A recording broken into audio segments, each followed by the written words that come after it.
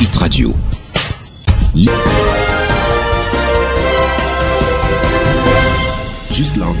Bienvenue à tous de la politique. À l'ouverture de ce bulletin d'information, 16 sénateurs frappés par la loi sur les incompatibilités. Ils ont tous déclaré sur l'honneur avoir fait le choix de se démettre de la fonction incompatible pour rester sénateurs. Une dizaine de sénateurs ont donc été contraints de démissionner de leur fonction pour échapper à la situation d'incompatibilité et garder leur statut de membre du Sénat camerounais. C'était lors de la session plénière de la Chambre haute du Parlement au Palais des Congrès de Yaoundé.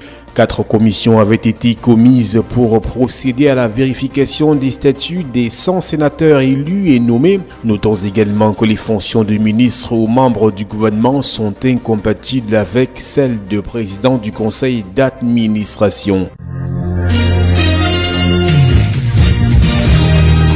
Une mission du FMI consulte le secteur privé camerounais. C'est dans le cadre des visites statutaires et le suivi du programme économique signé en juin 2017 avec le gouvernement camerounais. La mission du FMI s'est rendue le 2 mai dernier à Douala pour rencontrer le groupement interpatronal du Cameroun JICAM. Son président Célestin Tawamba a posé entre autres le problème de la fiscalité pour le secteur privé.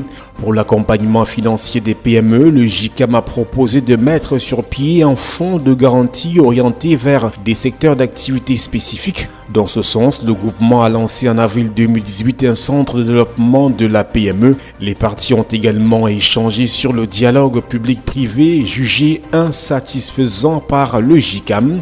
Il a déploré l'inexistence d'une feuille de route conjointe entre les secteurs publics et privés, sans oublier que les propositions du secteur privé ne sont pas prises en compte par le gouvernement.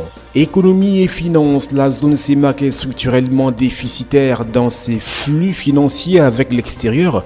C'est ce qu'a déclaré le secrétaire permanent sortant du groupe d'action contre le blanchiment d'argent en Afrique centrale, GABAC, dans une tribune libre publiée dans la presse camerounaise le 2 mai dernier. De façon factuelle, le volume consolidé des envois de fonds au cours de la période 2013-2016 à partir de la communauté économique et monétaire de l'Afrique centrale, CEMAC, s'établit à 2228,76 milliards de francs CFA alors que les réceptions ne se situent qu'à 1171,92 milliards de francs CFA, ce qui dégage un écart de 1056,84 milliards de francs CFA au cours de la période de sous-revue. L'ex-secrétaire permanent observe que ce qui précède est encore plus frappant quand on procède à une analyse fine des transactions de la CEMAC avec les différentes régions du monde.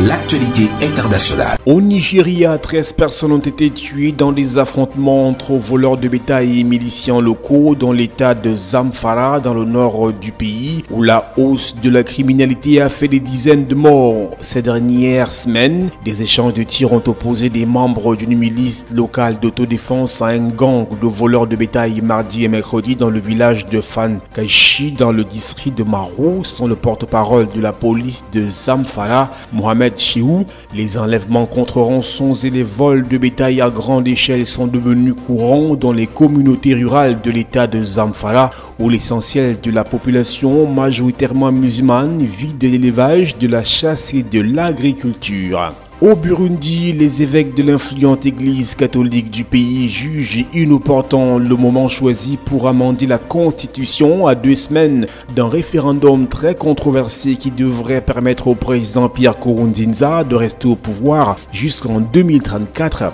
Dans une déclaration, la conférence des évêques de la première église du pays explique sa position parce qu'elle décrit comme un climat de peur régnant dans le pays en proie à une profonde crise politique depuis 3 ans. La campagne officielle pour le référendum constitutionnel du 17 mai a débuté mardi et doit durer 14 jours. Au total, 26 partis en très grande majorité proches du parti au pouvoir et la coalition d'indépendants Amizero Yabarundi ont été autorisés à faire campagne. Les quelques partis d'opposition encore présents dans le pays ont appelé à voter non, disant craindre les représailles du pouvoir en cas de boycott du scrutin. Un décret présidentiel prévoit une peine de 1 à 3 ans de prison pour quiconque prônerait l'abstention.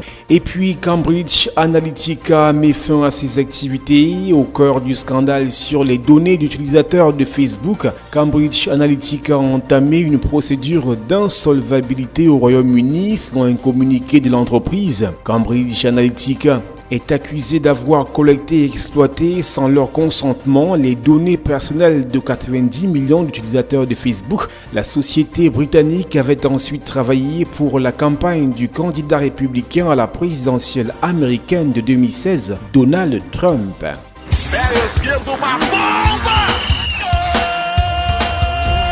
L'actualité des sports. Sport, Jeux universitaires, environ 3000 athlètes vont prendre part à la 21e édition dont le coup d'envoi est prévu ce vendredi 4 mai à Maroua dans la région de l'Extrême Nord. Selon la Fédération nationale du sport universitaire FENASU, du 4 au 11 mai, il sera question pour la vingtaine d'institutions supérieures publiques et privées de se mesurer sur une quinzaine de disciplines sportives individuelles et collectives dans une ambiance carnavalesque marquée par une forte activité culturelle. La grande innovation cette année, c'est la participation des institutions universitaires du Nigeria et du Tchad, selon le comité d'organisation. Voilà, madame, monsieur, c'est la fin de ce bulletin d'information sur ITFM 103. Restez en compagnie de nos programmes qui se poursuivent. IT Radio, l'essentiel de l'actualité.